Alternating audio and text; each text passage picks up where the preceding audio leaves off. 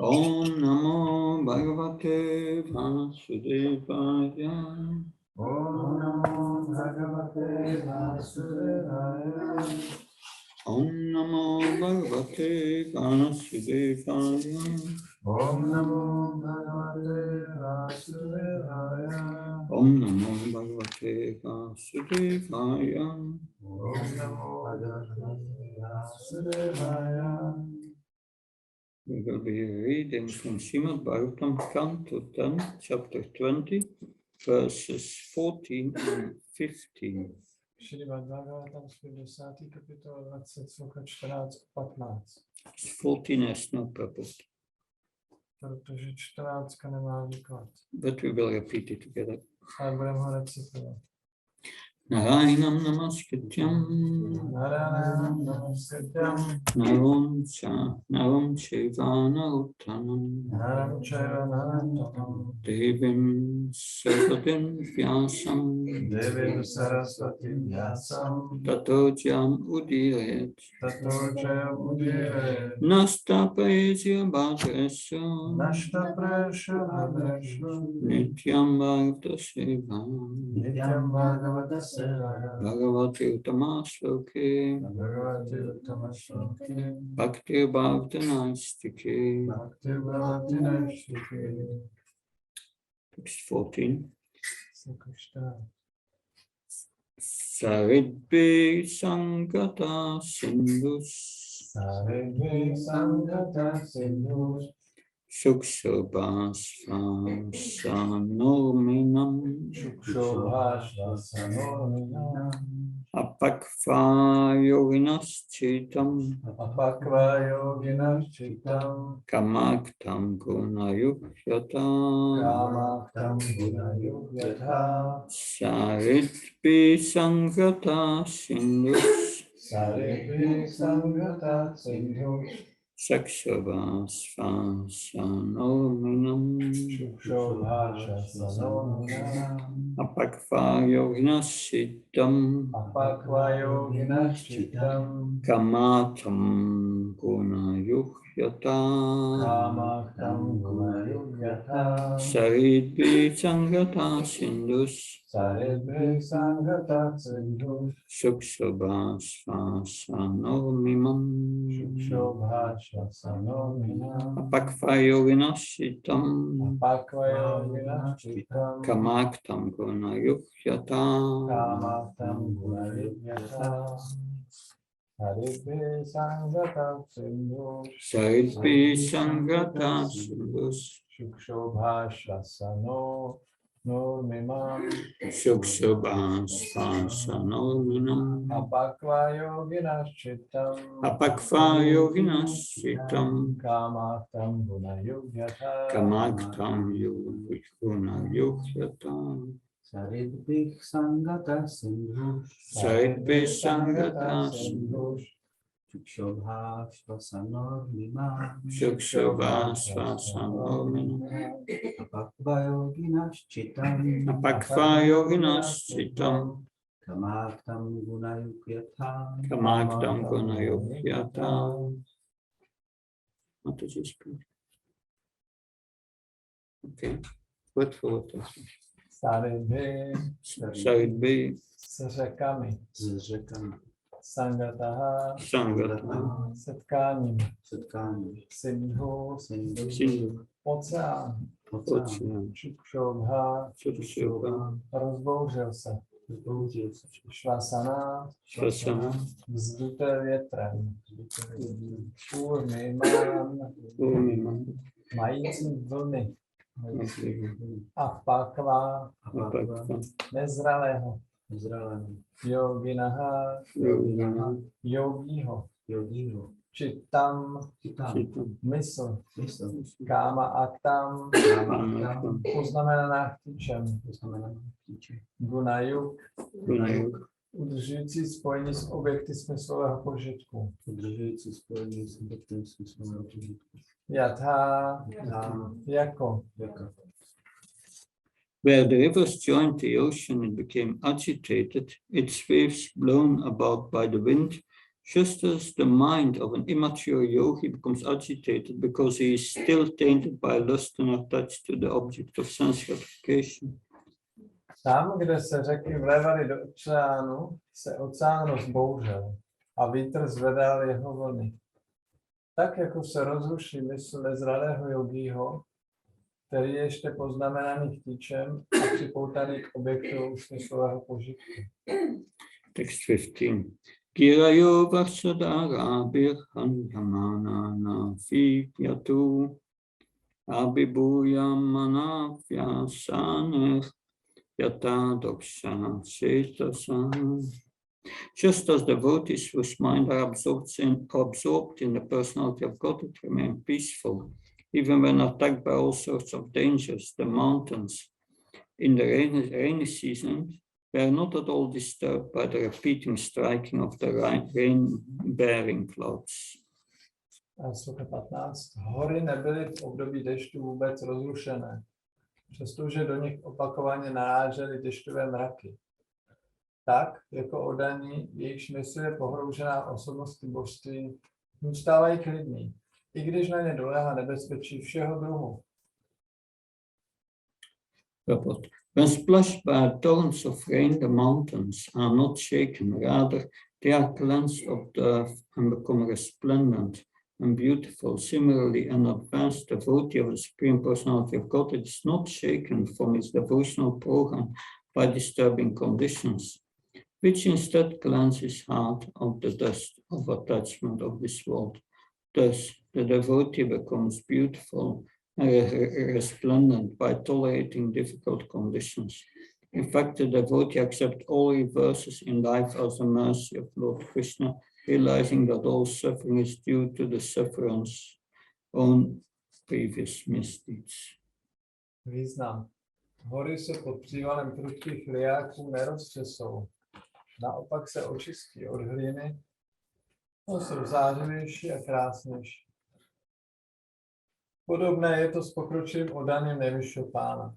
Nepříznivé situace nenarušují jeho program oddané služby, ale očišťují jeho srdce od prachu připoutanosti k tomuto světu. Proto se oddaný díky tomu, že toleruje obtížné situace, stává krásnějším a zářivějším.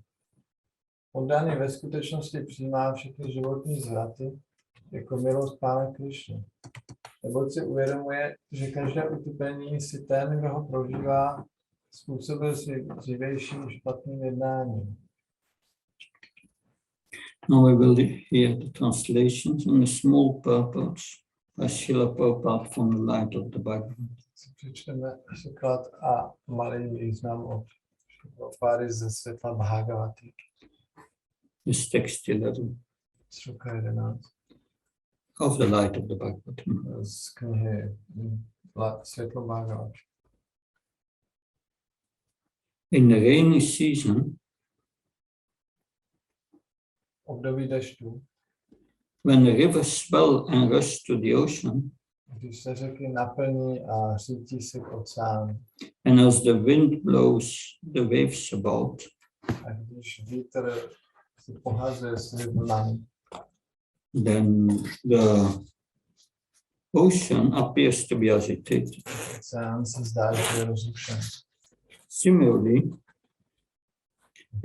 if a person engaged in mystic yoga, in the mystic yoga process, Podobně, když osoba zaměstnaná mystickým jogovým procesem is not very advanced in spiritual life, není moc pokročilá v tom životě, he can be affected by the modes of nature tak může být pod vlivem kvalit přírody and will be agitated by the sex impulse. a bude rozrušená pohlavním pudem. So the purport. A výklad. A person fixed in spiritual knowledge Osoba, která je upevněná v duchovním poznání, will not be attracted by the allurement of material nature nebude přitahovaná svody hmotné přírody in the form of beautiful women v podobě krásných žen and he will not be attracted to the sex pleasure enjoyed in their association. A nebude přitahován pohlavním požitkem v jejich společnosti. One, however, who is still immature in the cultivation of spiritual knowledge, Avšak ten, kdo je ještě nezralý ve své kultivaci duchovního poznání, may be attracted at any moment by the illusion of temporary happiness. může být kdykoliv, že začít být kdykoliv přitahován iluzí dočasného štěstí. Just as the ocean is agitated by the rushing of rivers and blowing wind. Stejně jako oceán může být rozbouřen těmi vlévajícími se řekami a velkým větrem, Which occur during the rainy season. které přichází během období dešťu. It is very important Takže je velice důležité to fix oneself at the lotus feet of a bona fide spiritual master, být upevněn u lotosových nohou právého duchovního mistra, who is a representative of God, který je zástupcem Boha, so that he will not be carried away by sex agitation. a takovým způsobem ta osoba nebude unášena tím pohlavním rozrušením. Text 12 of the Light of the Bible. A Suka 12 ze světla Bhagavati. The mountains, although being struck by torrents of rain during the rainy season, Hory, ačkoliv na ně padá velký déšť během období dešťu, are not shaken. se neroztřesou. Just as those whose hearts are dedicated to the transcendental personality of Godhead Stejně jako srdce těch, kdo jsou odevzdáni transcendentální osobnosti božství, are never disturbed, nejsou nikdy rozrušena. even when harassed by great misfortune. I když na ně dopadají velké potíže. So purport. Výklad.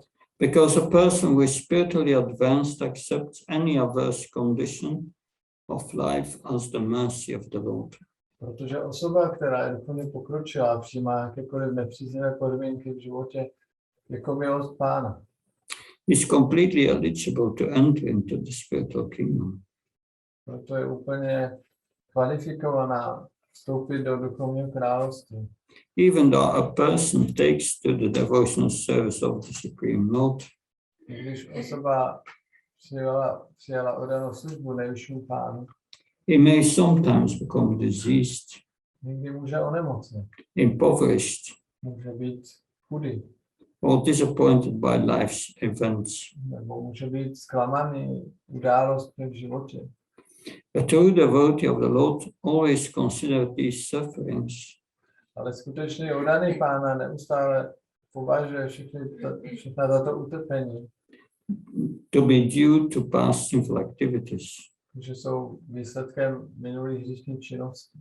and thus without becoming disturbed, A tak, aniž by se nechal rozrušit, he patiently awaits the mercy of the Supreme Lord.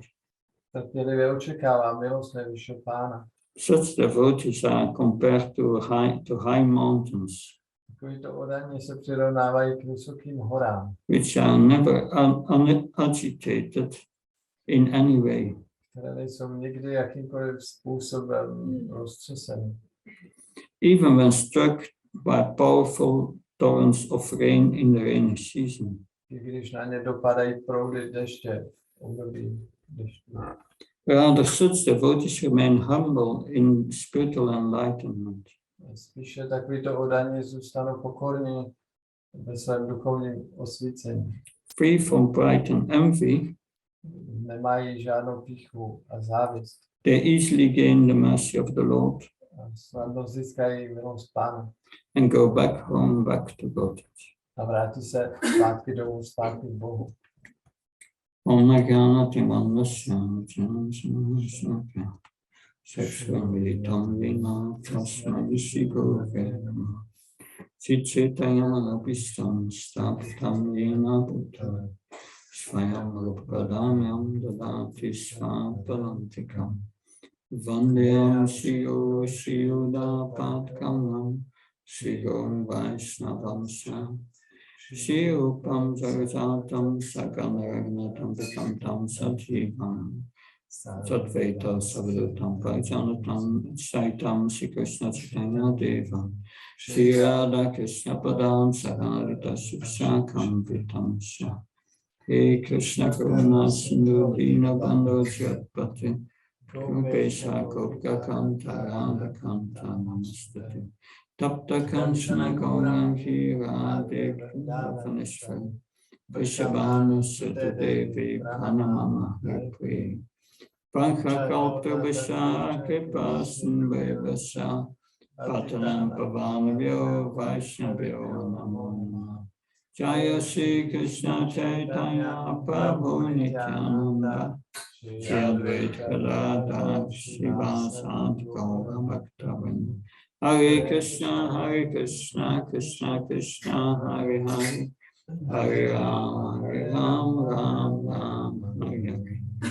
Namo Vishnudev Krishna Prasthai Bhutale Srimati Bhaktivedanta Swamiti Namini Namaste Saraswati Devi Gauravani Pacharani Nirvishesha Sunyavadi Paskajaya Srisatani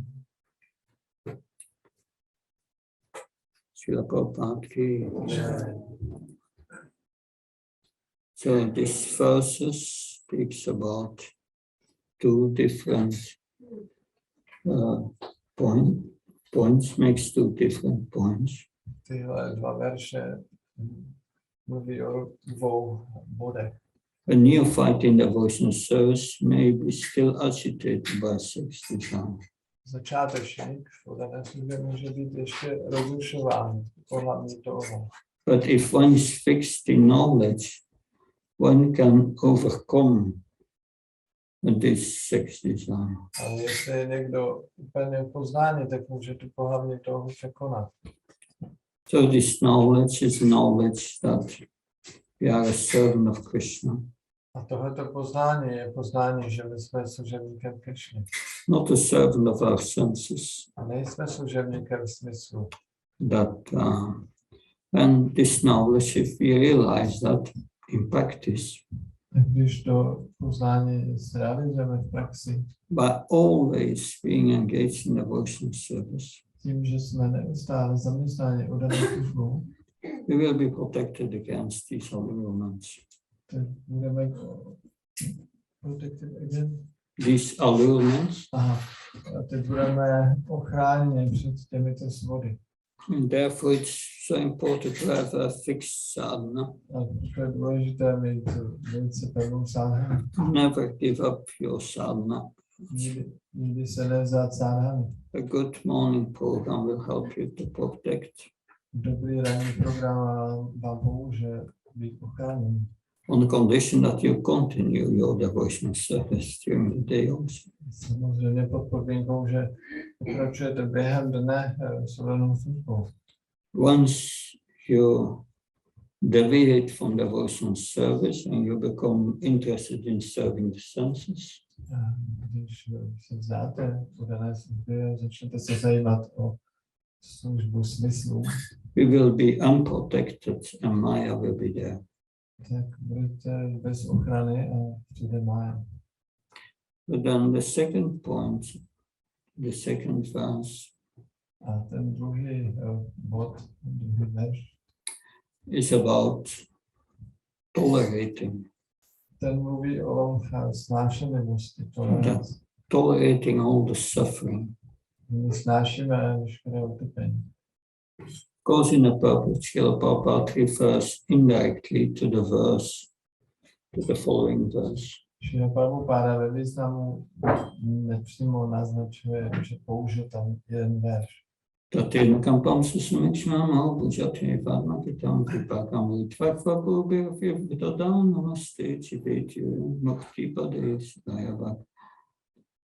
One who understands that suffering is due to one's past misdeeds or activities in previous life. Tedy ten verš mluví o tom, že osoba, která chápe, že to utrpení je kvůli minulým hříšným činnostem, And therefore accepts the suffering and tolerates everything. a proto to utrpení přijímá a toleruje. He's a good candidate to go back to God. Ta osoba je dobrým kandidátem k návratu k Bohu. That. But this is a basic principle of devotional service. To je základní princip oddané služby. So in the beginning of Bhagavad Gita, Na začátku Bhagavad Gita, after Arjuna surrendered, poté, kdy se Arjuna odezdal, what Krishna tells Arjuna, yeah, you think yourself a pandit, Pán Krishna říká Arjunovi, ty si myslíš, že jsi učenec, but you are not a pandit, ale nejsi učenec. because a learned man he sees equally the death of the living. Protože učený člověk vidí stejně smrt jako život. That then he says, yes, Atvevam Saturnasan Natvan Nimicanapinan Nasivsa Bhavishma Savavayam Atapara. All these kings here, I and you, Arjuna, have existed in the past and will never cease to exist in the future. To říká Arjuna, všichni tyto shromáždění králové, ty a já, všichni jsme existovali v minulosti a nikdy v budoucnosti nepřestaneme existovat. Vendinasmin Satade Kamam Chafram Charata Tatyam Prapaptikti Tatvanamuyati. But your body changes, Arjuna, from boyhood to adult to old age, and then it dies, and you must tolerate all these changes. Ale Arjuno, tvoje tělo se mění z dětství do mládí, do starosti, stáří a ty musíš všechny tyhle změny tolerovat. So that's the first spiritual practice Krishna explains to Arjuna. You must tolerate all these changes. To je první duchovní praxe, kterou Krishna popisuje Arjunovi. Musíš tolerovat všechny ty změny. Then he explains what he means with tolerating. A potom vysvětluje, co myslí tím tolerováním. Matraspanstu Kauntyasi Dukada Akamabhina Natyastam Satiksha Svabhavata. So Krishna says you must tolerate happiness and distress. Krishna říká, musíš tolerovat štěstí a neštěstí. Like one tolerates heat in the summer and cold in the winter. Stejně jako osoba znáší v létě vedro a zimu v zimě. Because what's the result if you can tolerate Arjuna? Protože jaký je výsledek, když dokážeš tolerovat? Yamina Flatatanti Te Purusham Purushashaba Samudukha Sukam Triyam Somi Tatvaya Kalpate. Because if you can tolerate this happiness and distress, Že když dokážeš tolerovat to štěstí a neštěstí, if you become equal to happiness and distress, když budeš stejný k štěstí i neštěstí, you have the right to become liberated. máš potom právo na osvobození. Therefore, as Srila Prabhupada says in the purport, we should see all suffering as Krishna's mercy. Proto, jak Srila Prabhupada říká ve významu, měli bychom veškeré utrpení vidět jako Krishnovu milost. Because this suffering will purify us and will make us stronger. Protože to utrpení nás očistí a budeme silnější. In the purport of Srimad Bhagavatam 4.10.13, Ve výkladu Bhagavatamu 4.10.13, there it is a verse explaining, or it is about a section of Dhruva Maharaj who is attacked by the Yakshas. tam je sekce, kde Dhruva Maharaj na něj zaútočili Jakšové. And Dhruva Maharaj was covered by incessant arrows of the enemy. A Dhruva byl pokrytý přívalem šípů nepřítele. But that does not mean he succumbed in the battle, he surrendered. No. Ale to neznamená, že se jim odezdal v té bitvě. Ne. The example of a mountain peaks being covered by incessant rain is suitable. Ten příklad s těmi horami, které na ně neustále dopadají proudy deště, je velice pěkný. Because when the rain comes off the mountain, all the dirty things are washed away. Protože když na ty hory dopadá ten déšť, tak ty hory jsou umyté a veškerá špína se umyje. So similarly, the incessant shower of arrows from the enemy gave Dhruva Maharaj new vigor to defeat new power. Podobně ten neustálý příval šipů nepřítele dal Dhruvovi ještě větší a novou sílu. In other words, whatever incompetency he might have had, was washed away. Jinými slovy, jakákoliv nekompetence, která v něm mohla být, byla odplavena pryč. So just as devotees whose mind is always absorbed in the Supreme Personality of Godhead, Stejně jako oddaní, jejichž mysl je neustále absorbovaná v vyšší osobnosti božství, they remain peaceful. zůstanou klidní. And when they are attacked by all kinds of dangers, Když na ně útočí různá nebezpečí, they are like the mountain in the raining season, they remain undisturbed. jsou jako ta hora po dešťu a jsou úplně s tím nerozrušení. So that's the first, now the purport. Teď je tady výklad. When splashed by torrents of rain, the mountains are not shaken. Když na ně dopadají proudy deště, hory se neroztřesou.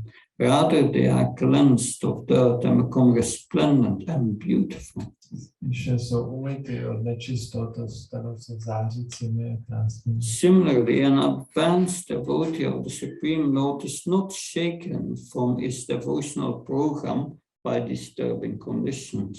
Podobně pokročilý oddaný pána není otřesen těmito nepříznivými podmínkami. Rather, these disturbing conditions cleanse his heart of the dust of attachment to this world. Spíše ty nepříznivé podmínky očišťují prach z jeho srdce. So here it's indicated what this cleansing means. Tady je naznačeno, co znamená to očišťování. Giving up our attachment to this world. To znamená, že se vzdáváme připoutanosti k tomuto světu. In fact, a devotee accepts all reverses in life as the mercy of Lord Krishna. Daný ve skutečnosti přijímá všechny životní zvraty jako milost Pána Krishna. Realizing that all suffering is due to the sufferer's own previous misdeeds. Neboť si uvědomuje, že každé utrpení si ten, kdo ho prožívá, způsobil svým dřívějším špatným jednáním.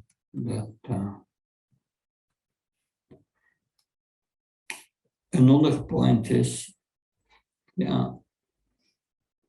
this is a section that I wrote from a seminar, how to deal with suffering or how to understand suffering. Tady mám takovou ukázku ze semináře, který jsem kdysi dělal, jak pochopit proč trpení. So this is from Srimad Bhagavatam, chapter 87, text 14. To je z Bhagavatamu kapitola 87, sloka 40.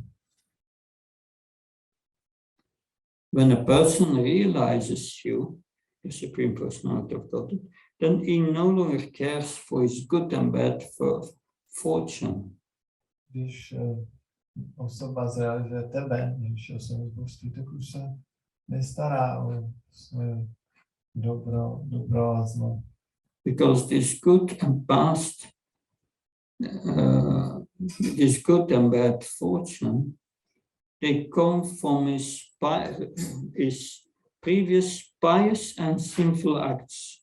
So happiness is a result of one's pious activities before, and the suffering is a result of one's sinful actions before. Takže to dobro a zlo v jeho životě jsou výsledky jeho dobrých, možných nebo bezbožných činností v minulosti. So, and the devotee prays, you alone control this good and bad fortune. A oddaný se modlí, že pouze ty ovládáš to dobré a zlé. So that's interesting. Sinful activity in our previous life.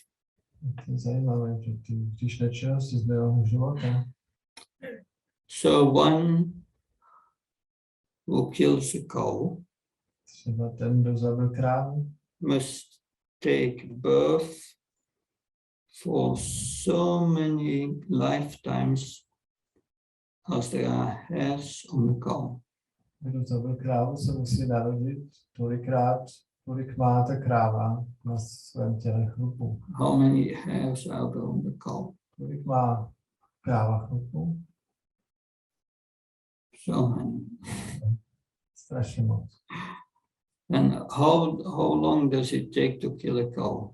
A jak dlouho trvá zabít krávu? 20 minutes? 20 minut. In 20 minutes you make karma for millions of years. Za 20 minut dáš karmu na miliony let. So what a vast mountain of karma do we all have? Tak jakou obrovskou hordu karmy my všichni máme. Of course, for practicing devotees, most of that karma is already gone by the chanting of the holy name. Samozřejmě pro většinu praktikujících oddaných ta karma už je pryč díky zpívání svatého jména. But it's Krishna who determines at which moment you are going to get which reaction. Ale je to Krishna, který rozhoduje, v kterou chvíli dostanete k té reakci. So Krishna controls good and bad fortune. Krishna ovládá to zlo nebo to štěstí. It's always good to pray to Krishna. Je vždycky dobré si ke Krishnovi modlit, Because he controls. že on to ovládá. So the devotee who realizes Krishna, he doesn't care for these good and bad reactions. Oddaný, který realizuje Krishnu, se nestará o ty dobré a špatné reakce. And such realized devotee disregards what ordinary living beings say about him. No, takový pokročilý oddaný se nestará o to, co o něm obyčejné bytosti říkají. People say so many things. Lidé říkají tolik věcí. It's just their so-called perception or their opinion. Who cares? Jsou jenom jejich názory, nebo jak oni to vidí a koho to zajímá. So it disregards that. Takže on se to vůbec nezajímá. And he fills every day his ears with hearing about Krishna. A každý den naplňuje své uši nasloucháním o Krishnu. And for such a devotee, Krishna gives him salvation, liberation. No, takovému oddanému Krishna dá osvobození. So a spiritual advanced person becomes callous. He doesn't care for material happiness and distress. Duchovně pokročilá osoba je netečná, nestará se o hmotné štěstí a utrpení. Because they are situated on the transcendental position. Protože je na transcendentální úrovni. So this is from the chapter 87 of the 10th canto. Z kapitoly 87, 10. zpěvu. These are the prayers of the personified Vedas. Modlitby zosobněných Ved. And they pray to the Lord. A oni se modlí k Pánu. Dear Lord, anyone who by your grace has understood the glories of your lotus feet, Omlutaj, Pane, ten, kdo tvojí milostí pochopil slávu tvých odosových nohou. is callous towards material happiness and distress. Je netečný k hmotnému trpení a štěstí.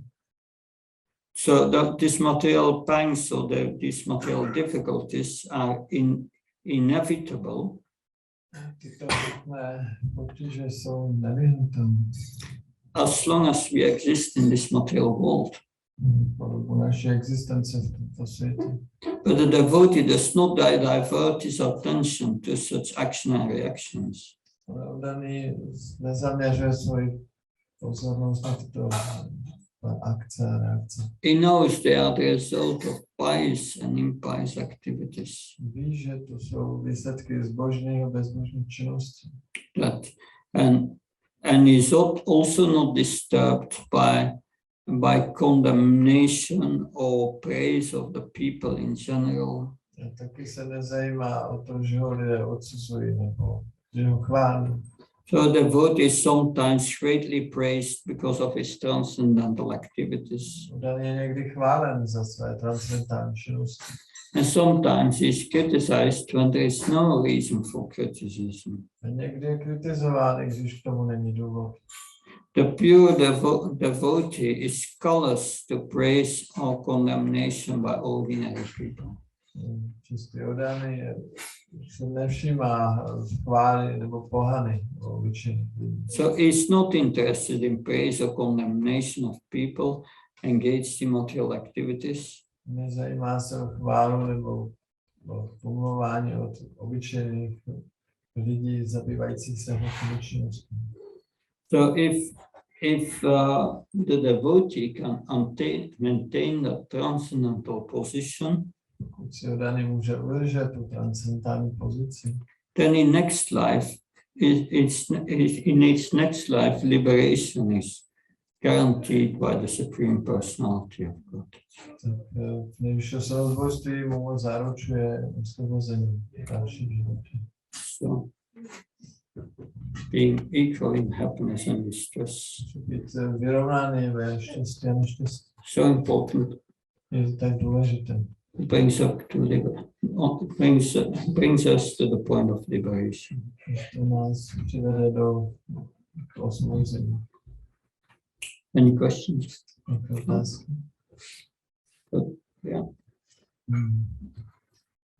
It was said that these problems or disease, it's a result of past activities, karma, but it sometimes be a connection for some offenses, if you make offenses in devotion service, or like offenses against deities, like that, can you get this reaction in form of some disease like that. Otázka byla, že bylo řečeno, že ty utrpení jsou reakce na hříchy z předchozích životů, ale otázka byla, jestli je možné, že třeba nemoc je způsobena přestupky v olené službě, například přestupky proti uctívání božstev. Offenses, first they block your spiritual advancement. Přestupky za prvé blokují duchovní pokrok.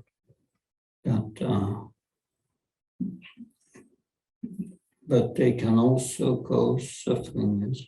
Ale ano, můžou taky způsobit utrpení. That we have seen offenses towards devotees. Viděli jsme už té přestupky proti oddaným. Gopal Chapalam, who criticized.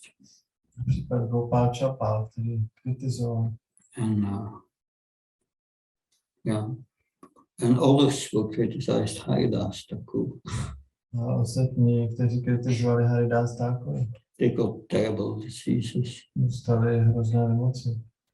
So we see that, yes, it's when criticizes devotees, that's a great offense. Že ano, když kritizujeme oddané, to je velký přestupek. But minor offenses in deity worship. A menší přestupky při uctívání božstev. These are rectified by the regular devotional service. Jsou napraveny pokračováním v normální oddané službě.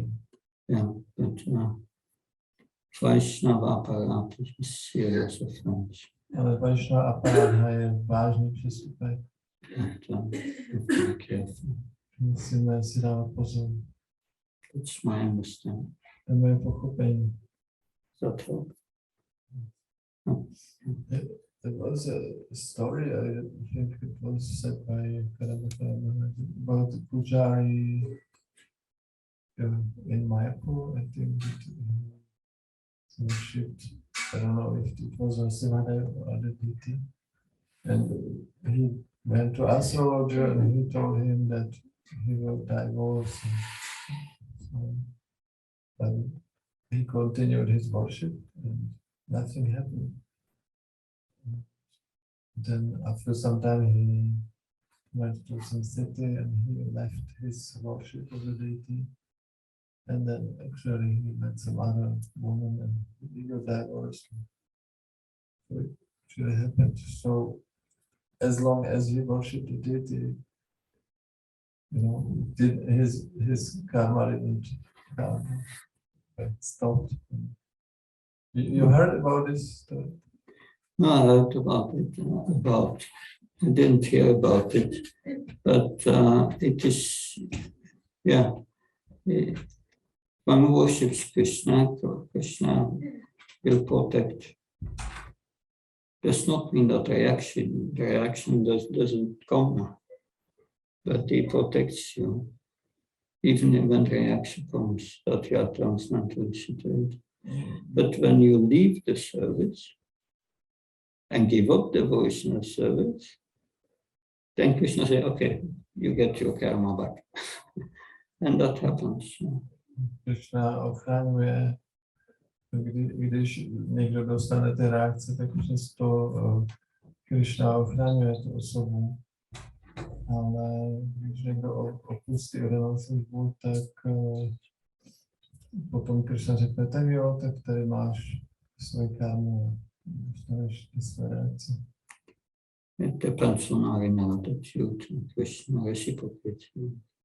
To záleží na vnitřní postoji a Krishna podle toho s námi jedná. But Krishna will, if you are fully engaged in devotional service, he protects your devotional service. Ale když si úplně zaměstná oddané služby, tak Krishna ochraňuje tvůj, he protects the devotional service. Yeah. Krishna ochraňuje tu tvoji oddanou službu. Your karma may come, but he will make arrangement that you continue your service. Ta karma může přijít, ale Krishna zařídí, že budeš pokračovat dál v oddané službě. Thank you very much. Děkuji moc krát. Shantara Shima Bhagavatam Ki Jai. Shila Prabhupada Ki Jai.